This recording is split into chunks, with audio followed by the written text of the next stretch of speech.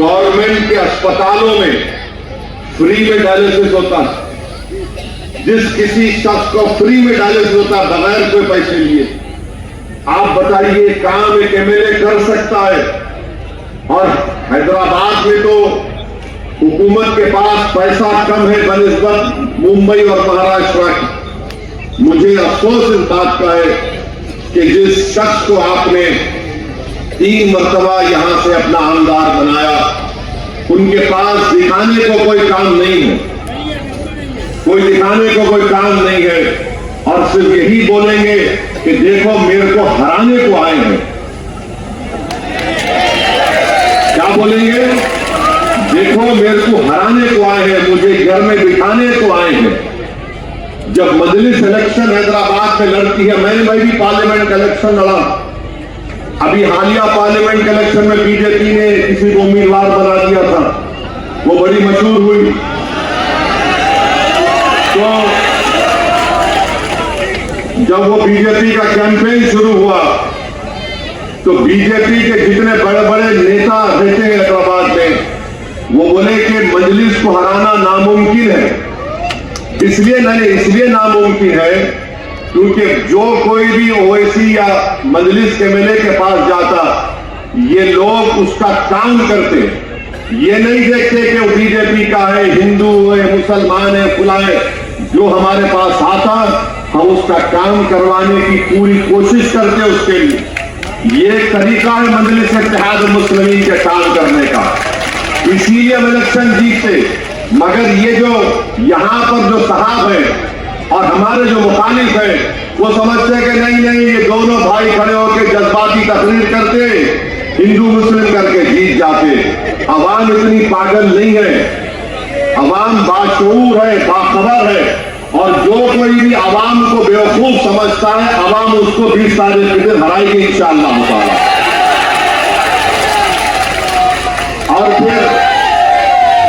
और सुनिए 1 मिनट, और फिर अहमद दलाला के समझे इलाके में सबसे बड़ी जेल है, उस जेल में अहमद दलाला रमजान में इफ्तार पहुंचाते।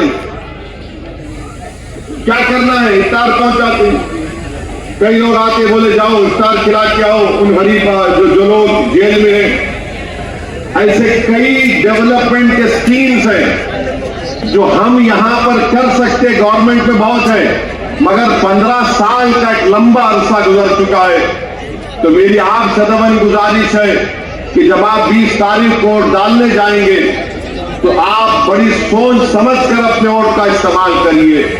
पूरे मुल्क में एक सबसे बड़ा चैलेंज जो इस देश के लिए बन चुका है वो ड्रग्स का मसला बना हुआ है और उस मसले को रोकना है। मगर अफसोस इस बात का है कि इस जहर को, इस दीमक को रोकने के बजाय मुझे ये बताया गया कि लोग उस दीमक को प्रमोट कर रहे हैं। बल्कि मुझे किसी ने बताया कि वीडियो है जहां पर उनके ही दफ्तर में बैठकर पाउडर मार रहे लोग। आप बताइए कैसे होगा ये? आप बताइए कैसे होगा ये? आपको तो कोई अगर विधायक या सांसद बनता है तो उसको लोग उम्मीद से आते हैं कि भाई ये बुराई का खात्मा करेगा, अगर खात्मा ना करे तो उनकी तारीफ नहीं करेगा और ये हमारी तकालीफ को दूर करने का काम करेगा। अब आप यहां पर मुझे बताया गया, अभी बता रहे थे कि कब्रिस्तान की जगह कोई बिल्डर को दे दी गई और अभी को कोर्ट से लड़कर उसको रुकाना पड़ा। ये बात सच है नहीं है? अब आप लोग जिंदा हैं या आप खबर में सो रहे हैं? बताइए। आप जिंदा है ना? तो जो शख्स खबर में सो रहे उनको नहीं बख्श रहा, तुमको क्या बख्शेगा? बताओ फिर।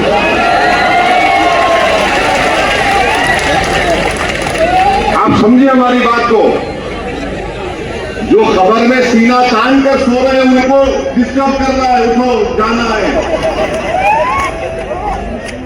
और जो जिंदा चल रहे हैं अभी सबको जाना है, उनको भी जाना है, मुझे सबको जाना खबर पे। मगर आप खबर की जगह पे अपने दोस्त को देखिए, डेवलपर को, खतीब को, कोर्ट को जाना पड़ा। अरे जो खबर में है उनको नहीं छोड़ना तो जिंदों की तो खैर नहीं है, याद रखना। इसीलिए मैं मजाक में नहीं कह रहा हूं, बड़ी सीरियस तरीके से कह रहा हूं इसीलिए 20 तारीख को आपको अपना एक एक वोट यहां से बीजेपी की कामयाबी को जो रोकना है, तो अभी इसको अपना नया आमदार बनाइए आप इंशाअल्लाह। अभी को अपना नया आमदार बनाइए। और ये लोग बहुत बोलेंगे। अब मेरा आज भाषण हुआ तो उसके बाद कल से ये लोग शुरू कर देंगे, समाजवादी के लोग, ये ओवैसी वोट काटने आया, ये जहां भी जाता वोट काट देता है, वो जीत जाते हैं, फुला पार्टी जीत जाती। आज से 3 दिन पहले औरंगाबाद में एक मशहूर जर्नलिस्ट साहब आए थे, मेरा इंटरव्यू किया। उन्होंने मुझसे सवाल किया, मैंने कहा बिल्कुल सच है, अमेरिका में असदुद्दीन ओवैसी ने कमला हैरिस को हरा के ट्रंप को जिता दिया। नहीं किया, मैं बोल रहा हूं, नहीं किया, मेरे को जाने की जरूरत नहीं थी, मैं ऐसा पढ़ के फूंक दिया वहां पे। लोग बोले वोट काट दो। अरे आप बताइए, मैं सियासत पे पॉलिटिकल सियासी पार्टी हूं, अगर मैं इलेक्शन नहीं लड़ूंगा तो क्या करूंगा मैं? तो अब हमारे इस जलसे के बाद कल से हजरत इब्लीस के एजेंट शुरू हो जाएंगे। तो आप डरना घबराना नहीं, आप उनको इतना ही बोलना है कि हम आयतल कुर्सी पढ़ के फूकेंगे, सबसे उन्हें जाएगा। आप बताइए कि 15 साल में आपने कुछ नहीं किया, 15 साल जैसा आपने क्या काम किया बताओ जनता को, आप बताओ। मैं हैदराबाद का 5वीं मर्तबा का एमपी हूं। जब मैं जाता हूं जनता के दरमियान में बोलता हूं कि देखो मैंने पार्लियामेंट में इतने सवालात किए, 2023 का बेहतरीन पार्लियामेंटेरियन का अवार्ड मुझे महाराष्ट्र का एक लोकमत अखबार ने बुलाकर मुझे दिया दिल्ली में। कोई एहसान नहीं किया मैंने, क्योंकि मैं जानता हूं कि जो जनता सुबह उठकर पोलिंग बूथ को जाकर वोट डालती है, और खास तौर से हमारी मां और बहनों को लाखों सलाम, बेचारे सुबह उठते भी हैं और हजरत शौहर को कुछ पेट में डाल के भूखे पोलिंग बूथ को जाकर 1-1 घंटा ठहर कर वोट डालकर आती। और उन गरीबों की कुर्बानियों की वजह से हम जीतते इलेक्शन। एक तो अल्लाह का फजलो करम और नबी करीम सल्लल्लाहु अलैहि वसल्लम का सदका, अहले बैत की दुआएं, और इन गरीबों का वो कुर्बानी। उस पोलिंग के दिन कितना लोग भागते एक नेता के लिए, वो नौजवान भूखा रहता, 2-2 दिन का भूखा रहता, सोता भी नहीं, जागते रहता कि मेरा भाई जीत जाए, मेरा भाई जीत जाए, भूखा फिरते रहता। और जब जीतने के बाद अगर वो एमएलए या एमपी को भूल जाता है, तो इससे बड़ा गुनाह और क्या हो सकता है बताइए आप। कोविड का जब दौर था, कोविड में कोई काम किया यहां पर? अभी कुछ कोविड में काम हुआ था यहां पर? डराओ तुम, अभी खोलना पड़ेगा। कोविड में कुछ काम हुआ था, क्या खिचड़ी घोटाला हुआ था? हाँ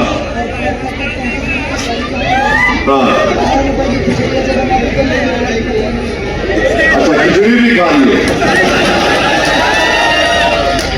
मजलिस ने क्या किया कोविड, बताता हूं मैं आपको। हमने 1000 सिलेंडर गरीबों में मुफ्त बांटते थे, 1000 सिलेंडर। और जो कोविड का पेशेंट होता था, वो हिंदू मुसलमान कुछ नहीं, फोन करके बोलते थे, हमारे मजलिस के मेंबर अपनी गाड़ियों में सिलेंडर ले जाकर देते थे उसको। मौलाना साहब भी मदद पेट में किए, दवाएं नहीं थी, अस्पतालों में बेड दिलाते थे। मेरे भाई, अगर कोई ईमानदारी से काम करे ना एमएलए एमपी बनकर, मुझे इस बात का यकीन है कि दुनिया में क्या होता नहीं मालूम, अगर कोई ईमानदारी से 20% भी काम करे तो यकीनन जब हम कब्र में जाएंगे, अल्लाह कब्र में भी और उस दिन जब सब जमा किए जाएंगे उसका अल्लाह अजर देता। ये बहुत बड़ा इज्जत का मुकाम है, ये बहुत बड़ी दौलत है खिदमत करने के लिए। अगर कोई समझेगा कि मैं एमएलए बन गया, आमदार बन गया, सांसद बन गया, तो मेरे सर से सींग निकल जाएंगे, मैं बादशाह सलामत बन गया। भाई, खादिम बनकर रहना पड़ेगा, बादशाह बनकर नहीं रह सकते आप सियासत में। जो खादिम होगा, वही कौम की खिदमत कर सकता है। तो अगर आप समझेगा बादशाह हो तो बादशाह तो खत्म हो गए ना, जमहूरियत में बादशाह नहीं हो सकता कोई भी। नरेंद्र मोदी अपने आप को बादशाह समझे, आवाम ने उनको नीचे ला लिया, अब आप नीचे जाएंगे इंशाअल्लाह ताला।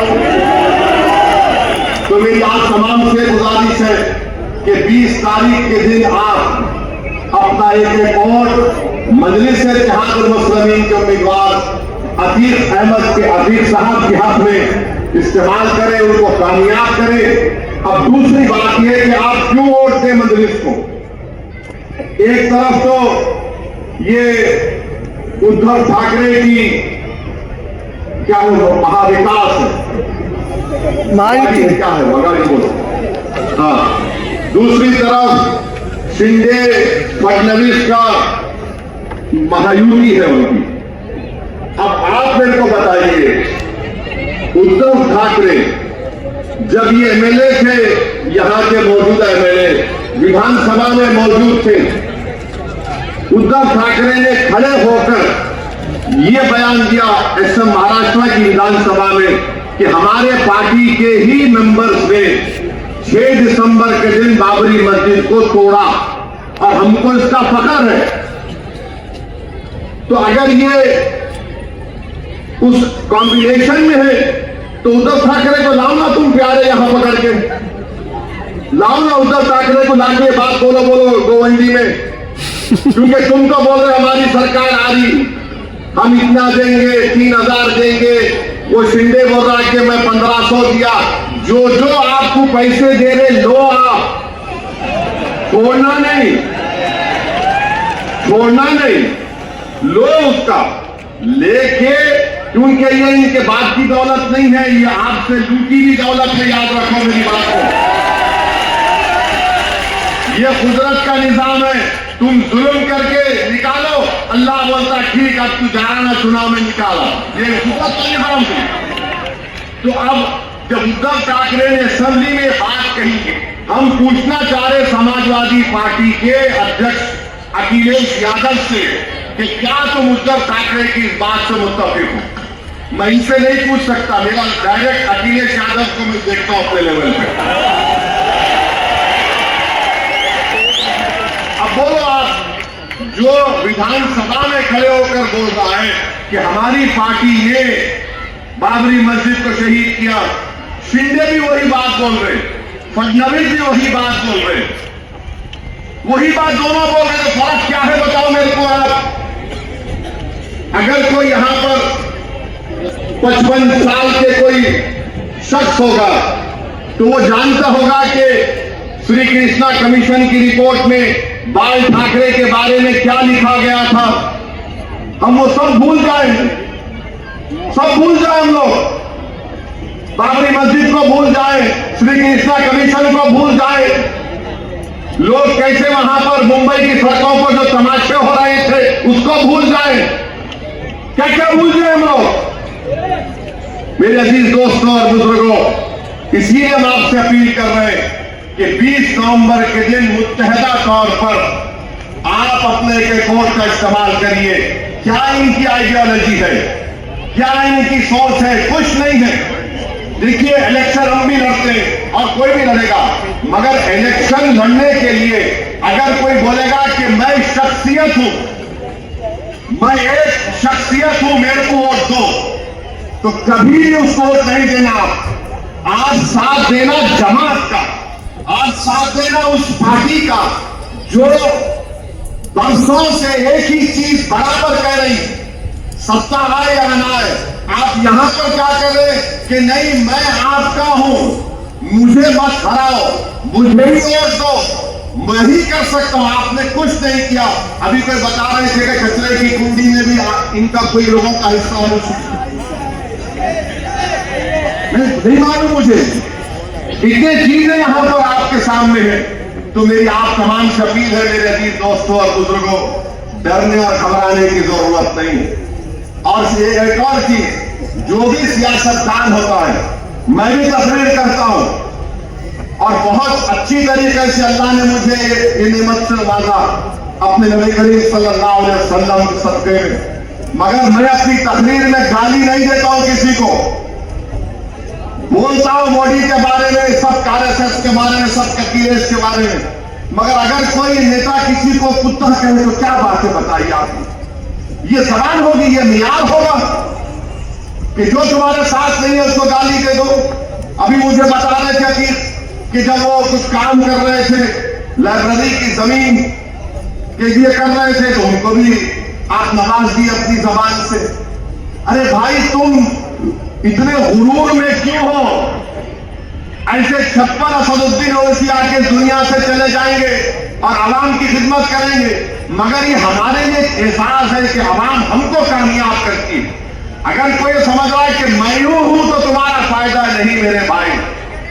इज्तिमाइयत को हमेशा सामने रखो, इंफरादियत को मत रखो। फिर चौथी बात, समाजवादी पार्टी। उत्तर प्रदेश में अखिलेश यादव मुख्यमंत्री थे। मुजफ्फरनगर का फसाद हुआ 2013 में। मैं गया था मुजफ्फरनगर को, वहां पर जाकर मैंने मरहूम ज़फ़रयाब जिलानी साहब, अल्लाह उनकी मग़फ़िरत करे, उनके एक साथी के साथ मुजफ्फरनगर के उन कैंपों में मैं गया था जहां पर लोग 6-6 महीने कैंपों में थे। कौन था मुख्यमंत्री? अखिलेश यादव था, जो मौजूदा विधायक के लीडर हैं। आपको मालूम, उन कैंपों में जाकर मैंने रिलीफ का काम किया था। और आपको अंदाजा नहीं है नौजवानों को, 2013 में जितने 25, 26, 28 साल के नौजवान उनको बता रहा हूं, उस फसाद में 50,000 लोग बेघर हो गए थे। 50,000, 100 से ज्यादा मुस्लिम महिलाओं का रेप हुआ था, जिसमें से 15 मुस्लिम महिलाओं ने कोर्ट में जाकर बयान दिया था, जिसमें से शायद आज भी लड़ रही है वो केस। मैं उन महिलाओं से मिला जिनका रेप हुआ था। मैं पूछना चाह रहा हूं, जब मुख्यमंत्री तुम्हारा था समाजवादी का, अब तुम मुख्यमंत्री हो, 50,000 लोग मुजफ्फरनगर के कांड में बेघर हो गए, और आज मुजफ्फरनगर से कोई आकर ये बोलेगा कि इनको वोट दो, पहले तुम अपने गिरबान में झांक कर देखो कि मुजफ्फरनगर के फसादात में महिलाओं का रेप जब हो रहा था, खेतों में ले जाकर भगा कर उनकी असमत टूटी जा रही थी, कहां थे मुजफ्फरनगर के कायदीन? जब कहां थे अखिलेश यादव? कोई नहीं था। मैं गया वहां पर उन कैंपों में जाकर, मेरे ख्याल से उस लड़के का नाम शहबाज था जो मुझे लेकर गया। मैंने उनको कैंपों में जाकर खाने का इंतजाम करवाया, उनको जो भी हम इमदाद कर सकते थे उस वक्त किए।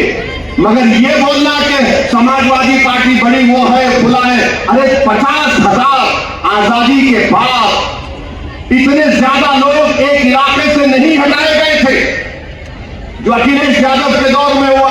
और अखिलेश यादव को बोलते भैया आ गए, भैया आया, क्या का भैया आए,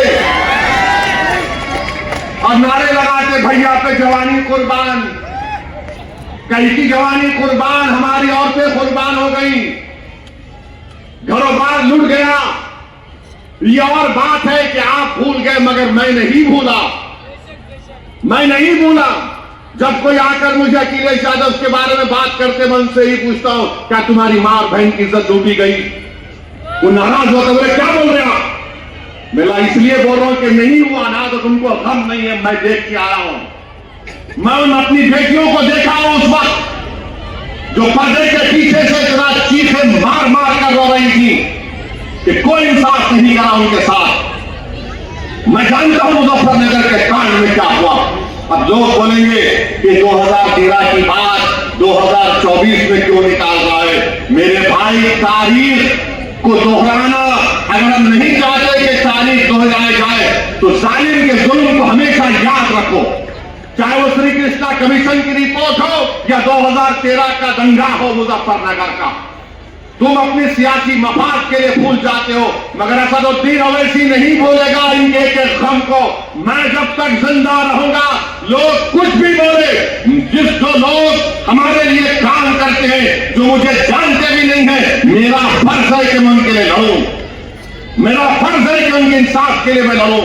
तो मेरे अजीज दोस्तों और बुजुर्गों, हमारी आपसे अपील है कि 20 तारीख के दिन आप वोट दीजिए, मजलिस को कामयाब करिए और एक नौजवान को मौका दीजिए। कब तक आप अंकल को साथ देंगे?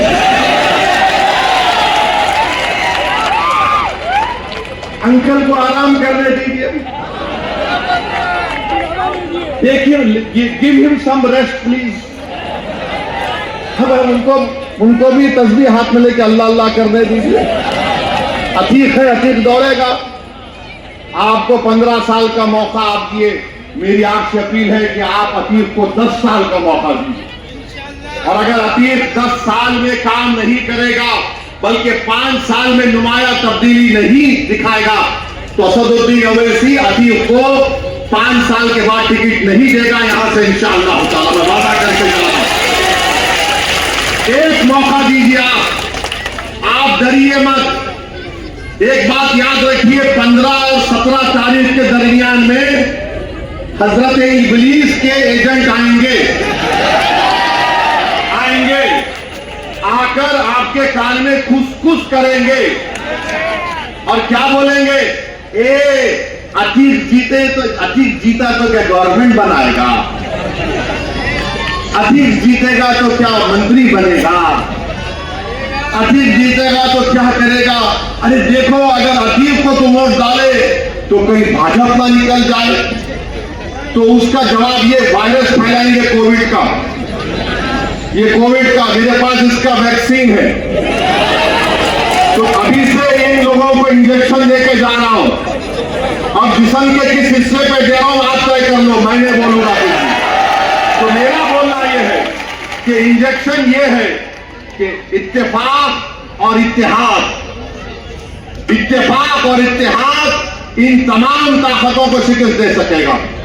आप में इत्तेहाद है, मजबूत करिए, इत्तेफाक है, मजबूत करिए, और मुत्तहिदा तौर पर अपने वोट का इस्तेमाल करिए। डरने और घबराने की जरूरत नहीं है।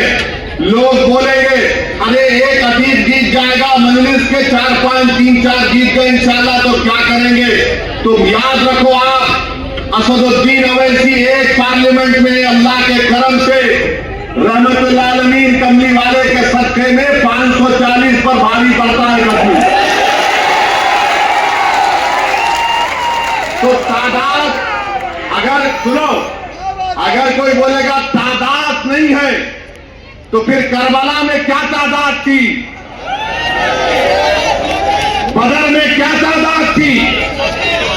जज्बा था मर मिटने का, एक बेलोस मोहब्बत थी कमली वाले के साथ, और उसके ऊपर तवक्कल था कि अब तेरे सामने सर झुका दिया, तेरा काम है कि तो इस सर को अपने हमारे जिस्म पर बरकरार रखे या इस सर को जुदा कर दे।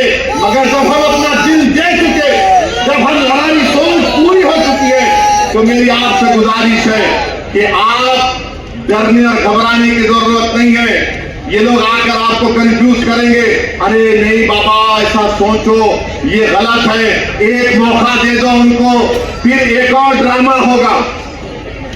ये मेरा आखिरी इलेक्शन है, इसके बाद मैं नहीं आऊंगा।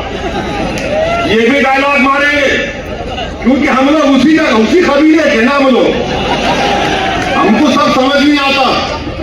मगर इन तमाम चीजों पर आप नोटिस मत लीजिए। आपकी जिम्मेदारी है कि जो तकालीफ इस विधानसभा में है उसको दूर किया जाए। जो उम्मीदें आप वाबस्ता करके रखे आमदार से, उसको पूरा हो जाए। जो जुल्म का एक माहौल यहां पर बना हुआ है उसका खात्मा हो। जो लोग ड्रग्स का इस्तेमाल या बेच रहे हैं उनको भी एक पैगाम जाना चाहिए कि तुम हमारी नस्लों को बर्बाद नहीं कर सकते। जो लोग हमारी कब्रिस्तानों पर उस जमीन को ललचाई नजरों से देख रहे हैं, हम उनको पैगाम देंगे, अगर अतीक को कामयाब करेंगे कि कब्रिस्तान को छोड़ो, हम गवर्नमेंट की जमीन पर भी तुम्हारी नजर पड़ने नहीं देंगे। यहाँ पर स्कूल बनेगा, यहाँ पर अस्पताल बनेगा, यहाँ पर गरीबों के काम का तरीका एक सही तरीके से होगा। तो यही चंद गुजारिशात मैं आप तक बोलने के लिए आया हूं।